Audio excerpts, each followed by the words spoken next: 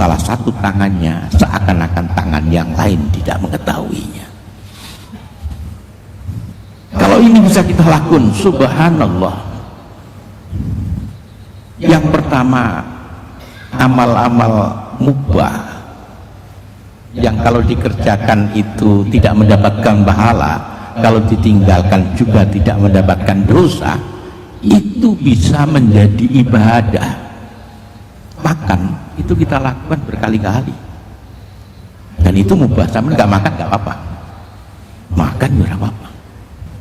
Tapi kalau bisa memberikan landasan pada pengabdian kepada Allah, maka makan itu menjadi thariqah, menjadi jalan kedekatan kita kepada Allah Subhanahu wa ta'ala.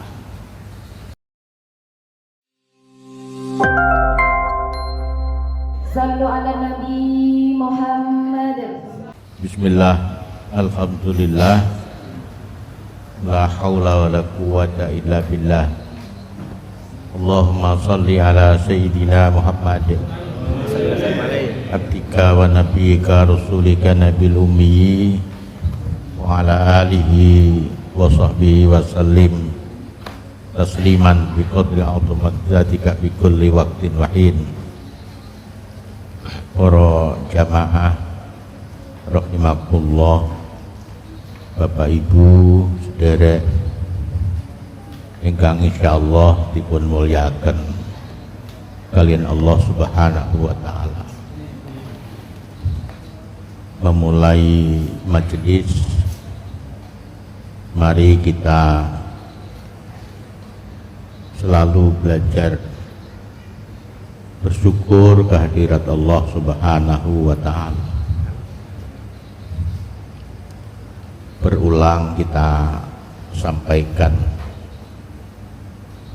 bersyukur terhadap sesuatu yang menyenangkan,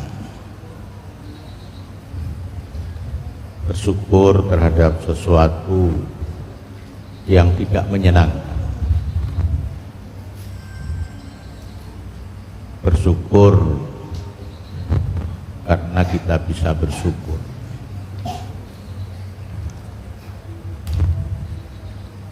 Bersyukur itu yang pertama ma'rifatun nikmah,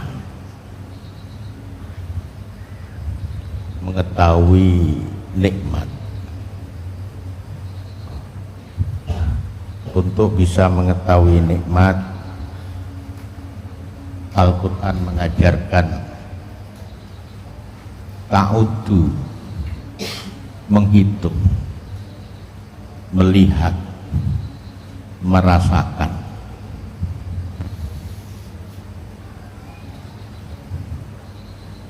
Allah memang zatnya tidak bisa kita lihat, tapi perbuatannya, af'alnya dan asmanya bisa kita rasakan. Sehari-hari tidak ada sedetik pun dalam diri kita yang Allah tidak ikut campur. Tidak ada waktu walau sekejap yang terjadi dalam diri kita kecuali Allah ikut campur. Dan sering Allah menunjukkan itu. Hanya mata batin kita, basirah kita, hati kita yang seringkali alpa, yang seringkali lalai, sehingga kita tidak merasakan perbuatan dan sifat Allah itu. Majelis zikir sengaja kita lakukan dalam rangka agar kita memiliki kepekaan untuk bisa merasakan hadirnya Allah dalam seluruh urusan kita, sehingga kita menjadi orang yang paling berbahagia dalam segala keadaan. Karena sebenarnya seluruh keadaan yang terjadi pada diri kita wujud dari sayangnya Allah Subhanahu wa ta'ala kepada kita. Tidak ada di antara kita yang dianaktirikan oleh Allah. Tidak ada di antara kita yang dianggap lebih dari yang lain, siapapun dia, ustadz atau orang biasa, kiai atau penjual bakso atau apapun profesinya, semua diperlakukan sama oleh Allah. Fisik kita mengajarkan itu. Yang pertama diantaranya, Allah membuat kita istimewa. Kalau mobil itu edisi limited, semakin sedikit dibuat semakin mahal harganya. BMW atau Mercy atau merek-merek mobil yang lain itu di dunia ada yang dicipta hanya 10. Itu harganya ratusan miliar. Pajaknya cukup untuk ngingoni orang sak kampung selama berbulan-bulan. Dan kita dicipta hanya satu sepanjang sejarah manusia, mulai dari zaman Nabi Adam hatta akhir, gak ada yang sama dengan kita. Tingginya, bentuk tangannya, bentuk wajahnya, bahkan saudara kembar. Saya sering kali berdetak jantung ini ketika kita sedang melakukan sidik jari untuk banyak keperluan. Sidik jari yang melungker-melungker, tidak ada yang sama di seluruh dunia. Saya bayangkan ya, sebegitunya Allah mencintai hambanya sehingga jari itu berbeda antara satu orang dengan jutaan miliar manusia yang lain. Ini menandakan apa? Kita itu makhluk istimewa. Kalau itu kita pahami, kita sadari, dan terus menerus kita mengingatnya, kita akan terus paham betapa Allah itu tidak pernah melepaskan cintanya, layaknya matahari terbit setiap hari. Kalau ada pohon yang tidak terkena sinar matahari, bukan salah mataharinya, tapi salah posisi pohon itu. Tapi kadang-kadang pohon mengalahkan kita. Di depan garasi itu, garasi mobil kita di pondok, itu ada pohon palem putri. Sampai melihat pohon di mana saja palem putri itu mesti lurus. Tapi kamu lihat pohon di depan garasi itu gini, menggok gini lagi. karena dia terhalang oleh atap garasi. Tapi dia tidak berhenti untuk menggapai matahari, dia menggok, meliukkan tubuhnya untuk tetap bisa berjuang untuk menggapai cahaya matahari. Luar biasa, bisa dibandingkan dengan kita. Ketika kita mengalami kesulitan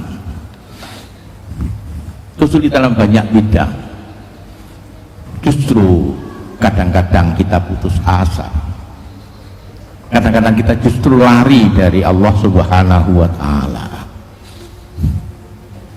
justru kadang-kadang kita melupakannya, lebih banyak mengingat selainnya. Seharusnya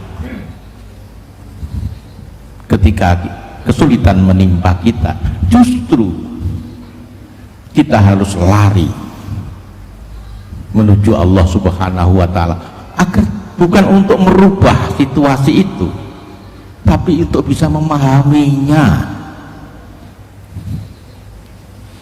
Sekali lagi, bukan untuk merubah situasi, tapi untuk bisa memahami. Maka orang Jawa itu bilang, saiki ning kene ngene aku gelem, sekarang ning kene, di tempat ini, di tempat panjenengan sendiri ini, dengan segala keadaannya, rumah yang sederhana, tidak seperti rumah-rumah yang lain, mungkin punya sepeda motor tapi tidak sebaik tetangga yang lain, mungkin punya uang tapi tidak sebanyak orang lain.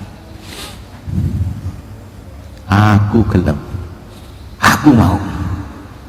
Karena apa? Di dalam segala keadaan itu sebenarnya ada rahmat Allah. Allahumma sholli ala Muhammad. Sing guri niku pun mulai ngantuk ah. Kula nek ngaji niku mesti rada serius didik ngono kaya kudu ngamuk ae. Sing ngrungokne metho kudu ngamuk. Tapi kalau kepingin ngaji ku masuk ora suwe, sing temenan. Ku mari ngaji guyon.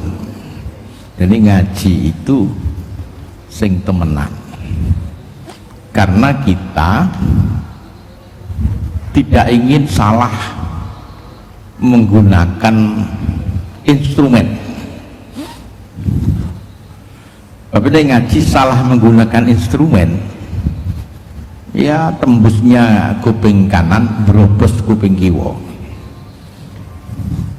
Tapi kalau instrumennya benar, mungkin kalimat yang kita sampaikan itu sederhana, tapi menggugah jiwa, memotivasi untuk melakukan perubahan-perubahan. Hari ini kok bajunya putih kabeh niku wis lunas burung ya? Enten komando toh? Masya Allah, aku malah gak eruh. Nggih, mugi-mugi ganti baju putih niku nuduhaken manah kula panjenengan sedaya manah ingkang pedhak. Amin Allahumma amin. Syukur dumateng ngarsanipun Allah Subhanahu wa Ta'ala, syukur terhadap sesuatu yang menyenangkan, syukur terhadap sesuatu sing ora nyenengne, syukur karena kita bisa bersyukur karena Allah memberikan info kepada kita, ternyata orang yang bersyukur itu sedikit, dan sedikit itu adalah para nabi, para rasul, para wali. Maka ketika kita bisa bersyukur, insya Allah termasuk golongan orang-orang yang tadi saya sebut. Amin Allahumma amin. Para hadirin jamaah rahimakumullah, tema hari ini adalah hidup itu penugasan. Apa? Hidup itu penugasan. Yang pertama, dalam semua ciptaan itu tidak ada yang sia-sia. Sesederhana apapun, kita sering terkagum dengan sesuatu yang besar, sehingga hal-hal yang kecil kadang-kadang kita sepelekan, seakan-akan tidak berguna. Seringkali kita minta yang besar, prestasi-prestasi kecil kadang-kadang kita tidak hargai. Orang bisa bangun pagi, kemudian kita ketika bangun dia membaca alhamdulillah, tentu tidak ada catatannya menurut mata manusia, tapi itu prestasi yang luar biasa. Bangun pagi, alhamdulillah, aku dikembalikan hidup lagi. Apalagi kemudian menjadi mengingat apa ya yang Allah akan takdirkan untuk saya. Ini prestasi-prestasi kecil. Bisa bangun malam, berwudu, kemudian bisa sholat walau sekadar 2 rakaat, itu prestasi. Mungkin tetangga nggak tahu, camat ora roh, lurah juga roh, tapi Allah mengetahuinya.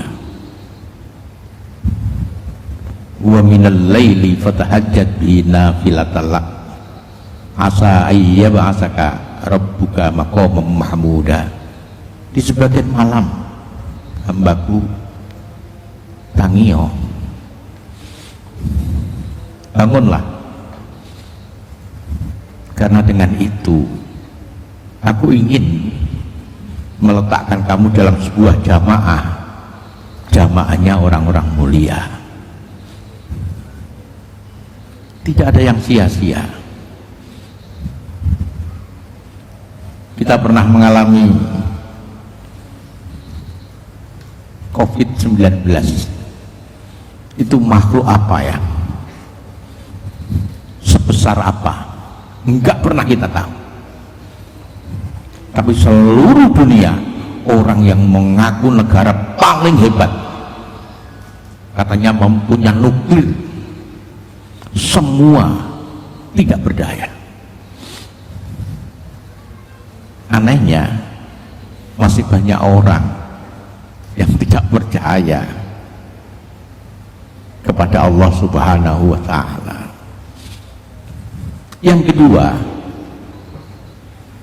hidup itu ada tugas, seperti difirmankan oleh Allah. Tugas ini tidak boleh lupa. Kemanapun kita pergi, tugas itu harus dilaksanakan. Jangan sampai kesibukan-kesibukan dunia ini membuat lupa kepada tugas. Perbedaan orang dengan orang yang lain itu bukan pada kekayaannya, bukan pada tingginya kedudukan, tapi pada perbedaan menunaikan tugas yang diberikan oleh Allah Subhanahu wa ta'ala. Maka besok di akhirat itu kita banyak kecele, orang yang biasa, orang yang tidak kita kenal, orang yang kadang-kadang duduk ngobrol dengan kita biasa-biasa saja, ternyata di akhirat makomnya sangat tinggi. Sebaliknya, seperti saya misalnya, ustadz yang diketahui oleh banyak orang, bisa sebaliknya. Apa yang membedakan? Menunaikan tugas. Tugasnya apa?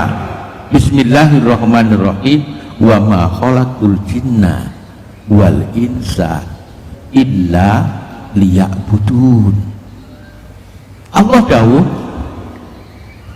aku enggak menciptakan jin, aku juga enggak ciptakan manusia kecuali untuk melakukan pengabdian kepadaku. Hanya satu, pengabdian, penghambaan. Yang itu di ayat yang lain Rasulullah diperintahkan, Qul inna sholati wa nusuki wa mahyaya wa mamati lillahi rabbil alamin. Setiap kita sholat ada doa iftitah seperti itu. Sesungguhnya sholatku, ibadahku, hidup dan matiku hanya engkau. Ini orang lali. Jangan sampai sawahnya, luasnya ladang membuat kita lalai tugas ini. Jangan sampai tingginya kedudukan, jadi lurah, jadi camat, jadi bupati, jadi gubernur, bahkan jadi presiden, bahkan mungkin lebih tinggi dari. Jangan sampai membuat lupa terhadap tugas itu.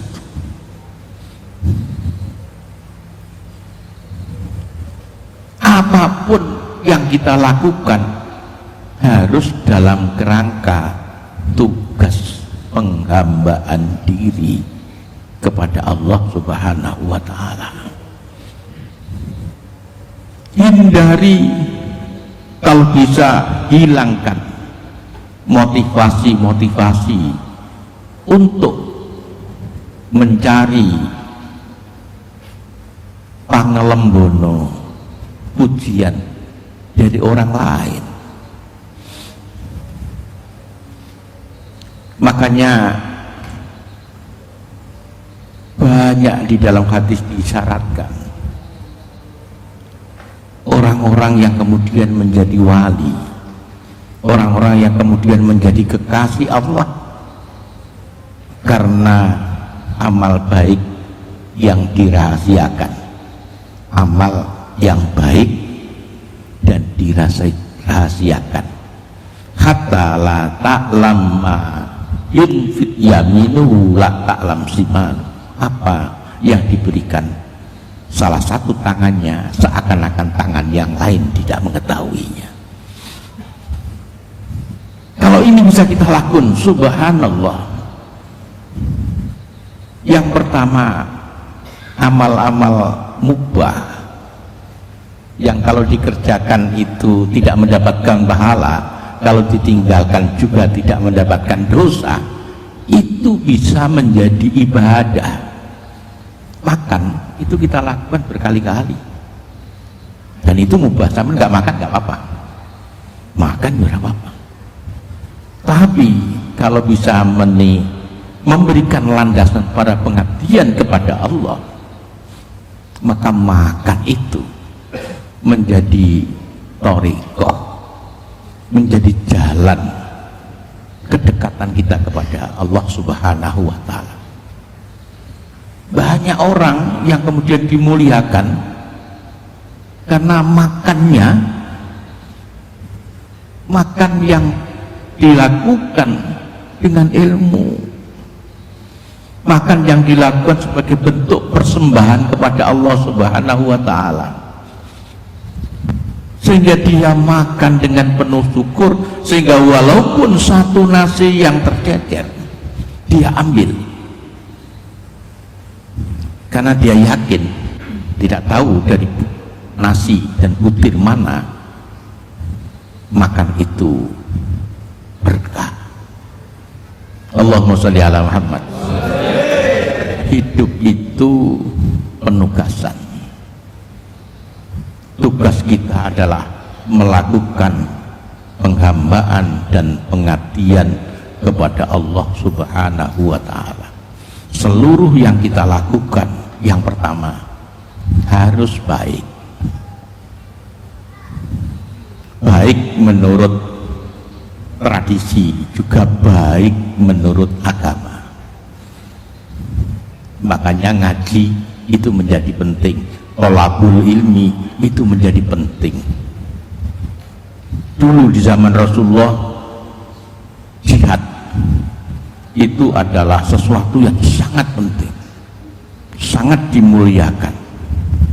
Tapi Rasulullah mengajarkan kepada kita, jangan semua, sebagian dari kamu seharusnya mencari ilmu.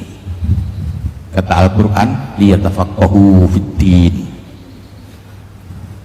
agar nanti bisa kembali kepada kaumnya untuk memberikan peringatan.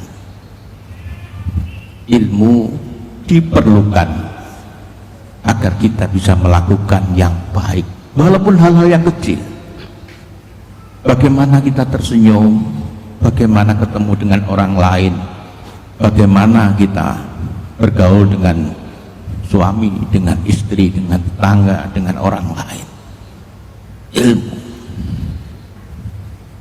Maka carilah ilmu minal mahdi ilal lahdi, dari ayunan hingga liang lahat. Carilah ilmu walaupun jauh, walau bisin, walaupun di negeri yang jauh. Yang kedua, lakukan apapun dengan kesungguhan, sing temenan.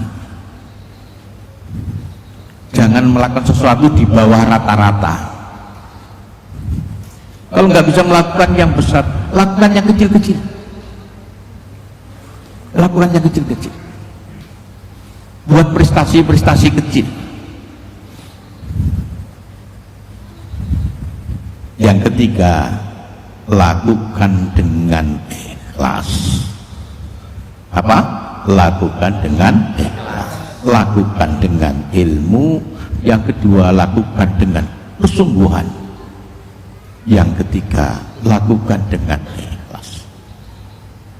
Percayalah, yakinlah, kalau itu bisa dilakukan, masa depan akan diatur oleh Allah Subhanahu wa ta'ala. Jamaah rahimakumullah yang terakhir,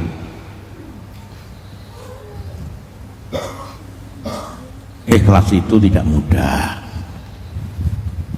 Ikhlas itu sesuatu yang berat. Yang pertama, ikhlas itu tidak memberikan ruang walaupun sedikit untuk nafsu. Ini beratnya.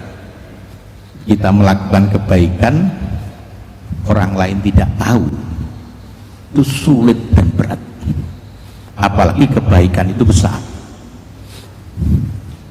Kita ahli sholat malam yang sudah kita lakukan 4-5 tahun, kemudian teman kita bilang, memberikan nasihat kepada kita, Mas, untuk bisa sukses itu sampai sholat malam.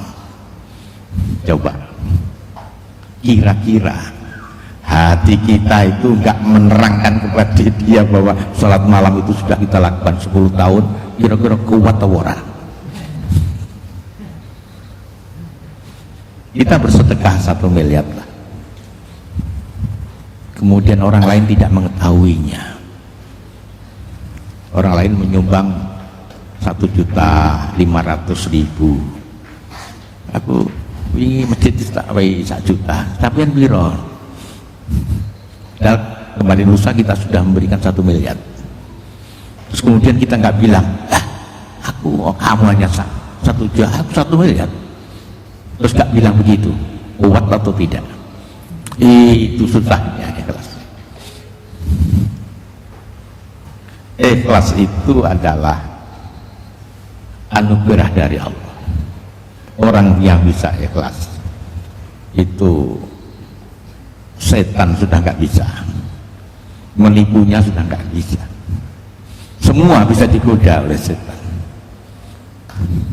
Seperti pulang ngaji ini layaknya pencuri. Pencuri itu nggak mungkin mencuri rumah kosong. Pencuri itu mesti tahu di rumah itu ada harta yang menurut mereka sangat berharga. Nafsu dan setan selalu akan berusaha mencuri kalau di dalam diri seseorang ada harta yang berharga. Maka hati-hati agar hati kita tidak dicuri, keikhlasan kita tidak dicuri. Karena itu yang nanti kita persembahkan kepada Allah Subhanahu wa ta'ala. Yang kedua, ikhlas itu ada di hati. Hati itu ada strukturnya. Ada namanya sodr, ada namanya qalb, ada yang namanya fuad, ada yang namanya lub. Hati yang masih bercampur dengan banyak kepentingan seperti halaman rumah yang di situ masih banyak orang, juga banyak binatang-binatang yang lain di halaman rumah. Itu sodr, tidak ada. Masuk sedikit di teras itu qalb. Qalb itu bahasa Arab artinya bolak-balik. Hati kita itu sering bolak-balik. Rencana malam ini kita akan menyumbang sesuatu 100.000. Besok pagi ingat bahwa setiap pagi dia harus membeli sesuatu, tidak jadi 100.000, jadi 50.000. Agak sore sedikit berubah lagi, tinggal 25.000. Bayangkan. Fuad lebih dalam lagi, itu ruang dalam. Itu artinya gampang terpengaruh, mudah terpengaruh. Ini kondisi hati kita. Jadi ikhlas itu sulit. Maka teruslah berjuang agar apa yang kita lakukan utuh kita persembahkan kepada Allah. Ya Allah, aku terima kasih Engkau berikan waktu yang cukup buat saya 40 tahun, 50 tahun, 60 tahun, saya 65 tahun. Ini yang kami persembahkan kepada Engkau. Mugi-mugi nggih sedaya ingkang kita lampahi sareng-sareng setunggal dilakoni kanthi ilmu sing kabeh lakonono temenan, sing nomor 3 lakonono dengan segala ketulusan dan keikhlasan. Amin Allahumma. Tidak seperti biasanya, siapa yang pengen tanya, walaupun tidak banyak, jangan banyak-banyak, nanti kalau kemalaman ibu-ibu sulit untuk dodok lawang.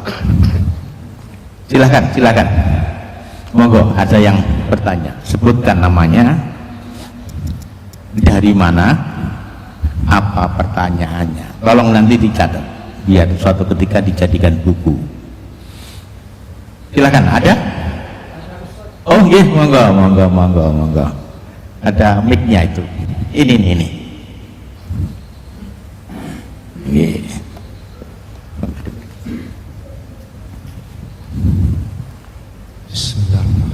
Assalamualaikum warahmatullahi wabarakatuh. Waalaikumsalam warahmatullahi wabarakatuh. Asli ini kalau nggih pun tepang, kemungkinan Pak Nur nggih pun tepang. Nami kula malaikat sing jaga swarga. Mas Ridwan, kula sakniki mangke teng Terung Kulon, Pak Nur. Kula kesian nek kalian jenengan ku mboten saged nimbali yai, mboten saged. Pak. Lah tangget kula teng mriki ikhlas niku pancen wabot Pak nggih. Terus pundi Pak carane nek saged ikhlas. Kula ki ambak niku anjene wangil ikhlas niku. Pasti nek kajeng ikhlas sing enten mawon. Kajeng ikhlas kali kanca nggih penghalangi enten, lebih-lebih nek ikhlas kali bojo nggih penghalangi tambah kathah. Terus pundi Pak nggih carane saged ikhlas?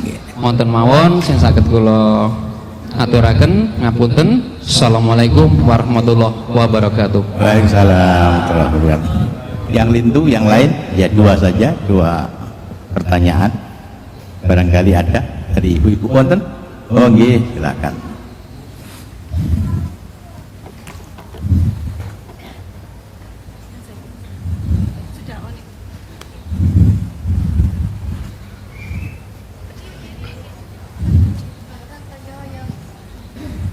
Isin aku.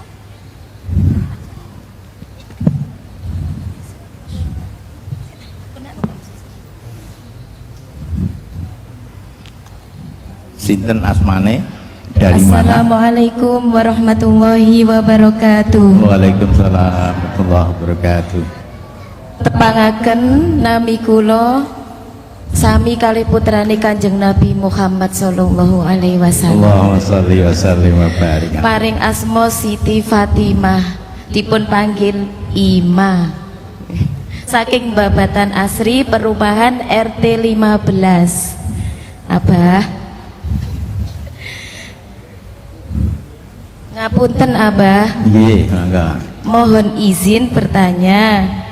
Saya sampun ibadah, nggih selalu berdoa. Saya nggih sampun berusaha semaksimal mungkin menjalankan perintah dan menjauhi semua larangannya. Tapi kok mboten muncul hasil lan dereng diijabah. Padahal Tuhan sampun berjanji membalas usaha ikhtiar dan doa kita. Kados ngoten pripun Abah? Ngoten matur suwun. Assalamualaikum warahmatullahi wabarakatuh. Waalaikumsalam warahmatullahi wabarakatuh. Nggih, kalih mawon. Nanti kepengen.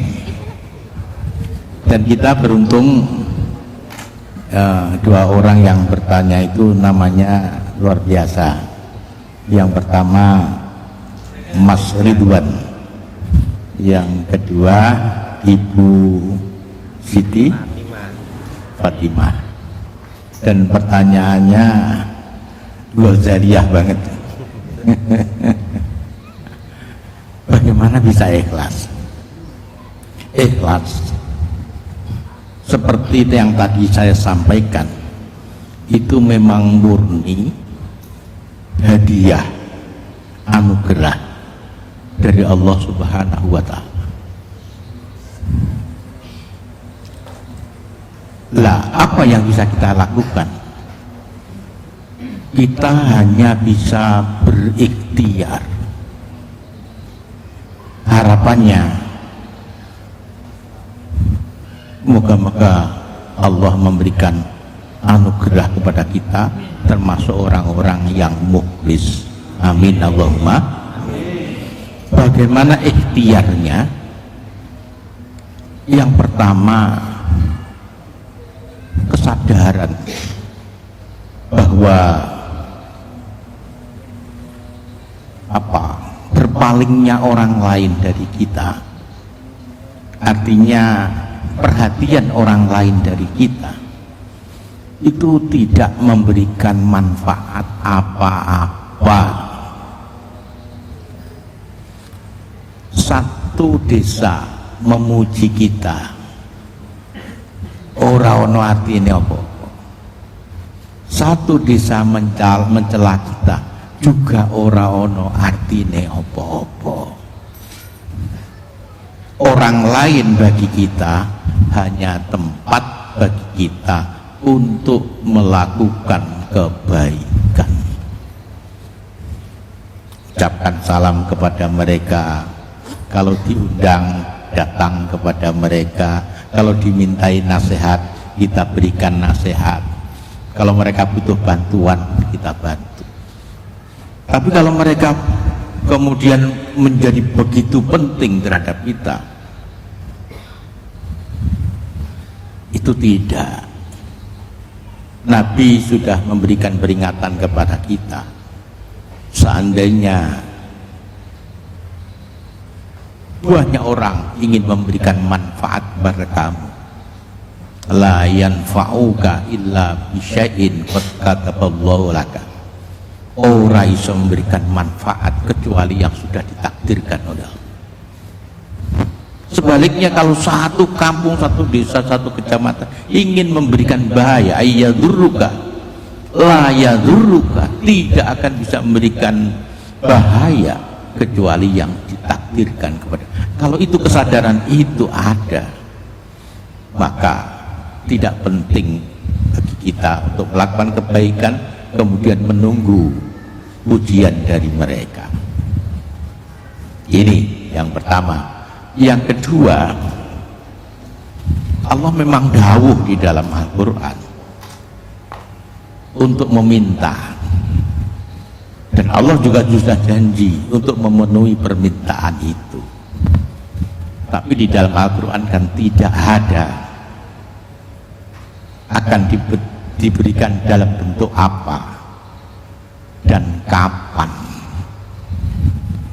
Diberikan hari ini di dunia atau diberikan besok, diberikan hari ini di dunia atau nanti diberikan di akhirat, tidak ada. Ibnu Athaillah Sakandari mengajarkan kepada kita, doamu pasti dikabulkan. Fil waqtil ladzi yuridu la fi waqtil ladzi turidu fima yahtaru la fima tahtaru. Di dalam waktu yang dia kehendaki, bukan pada waktu yang kamu kehendaki. Di dalam sesuatu yang dia pilihkan, bukan pada sesuatu yang kamu pilih. Merasa tidak diijabah oleh Allah sebenarnya karena kita mendikte permintaan itu. Kita kepingin punya rumah, ketika rumah itu belum ada di dalam diri kita, rasanya tidak diijabah. Banyak orang yang sudah berdoa puluhan tahun, orang itu bertanya, kenapa ya nggak diijabah? Lah, orang bisa berdoa 10 tahun itu sudah namanya ijabah. Jadi sudah bisa doa 10 tahun itu nggak semua orang bisa itu. Nah, itu kadang-kadang ukuran kita itu yang tidak tepat sehingga merasa tidak dikabulkan. Tapi percayalah, setiap doa pasti dikabulkan. Maka ketika doa, kecuali ada keyakinan dikabulkan, yang kedua ada tawakal, pasrah, monggo panjenengan paringi nopo ya Allah. Banyak orang yang kemudian menderita, susah hidupnya selama hidupnya, doanya tidak pernah berhenti. Seminggu sekali khatam Quran, setiap malam tahajud, duhanya tidak pernah. Hidupnya susah mulai dari muda sampai tua, dan orang itu menerima itu. Subhanallah, menerima, tidak pernah protes. Tapi kemudian mengeluh, enggak. Apa yang terjadi? Doanya, kebaikannya diberikan kepada dzurriyyahnya, kepada anak cucunya. Anak cucunya diberikan kemudahan, diangkat derajat dan martabatnya oleh Allah karena doa-doa dari orang tuanya. Pendek kata, setiap doa, ketika doa itu dipanjatkan dengan baik, pasti diijabah oleh Allah. Cuma seperti tadi pengantar pengajian ini, hati kita kadang-kadang tidak cukup bisa paham bagaimana bentuk pengabulan itu. Tapi kita bisa berdoa setahun, 2 tahun, 3 tahun, itu adalah prestasi. Nggak ada pemberian yang lebih berharga kecuali bisa taat. Dan salah satu taat adalah memenuhi perintah Allah. Doa.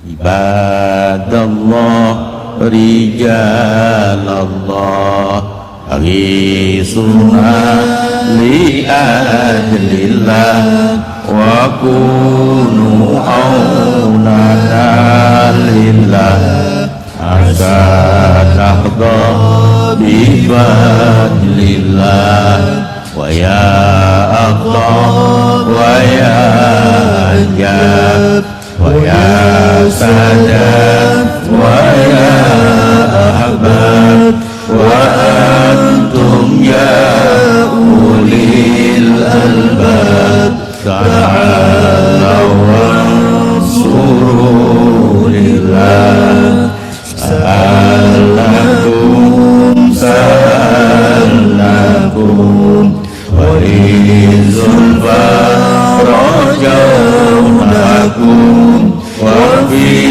amrin qasadnakum fashuddu asmakum lillah wa ya rabbi bisyadati tahaqqaqni bisyarati asadati bisyarati wa yasuwaqtuna lillah bikashfil hujbi an aini wa rafil baini min baini wa qamsil kayfi wal aini binuril wajhi ya Allah salatullahi maulana ala man bil hudayana wa man bil haqqi aulana syafi'il khalqi indallah. Moga kita tutupkan di kafaratul majlis. Subhanakallahumma wa bihamdik asyhadu an la ilaha illa anta astaghfiruka wa atubu ilaik. Wallahu muwaffiq ila aqwamit thoriq. Assalamualaikum warahmatullahi wabarakatuh.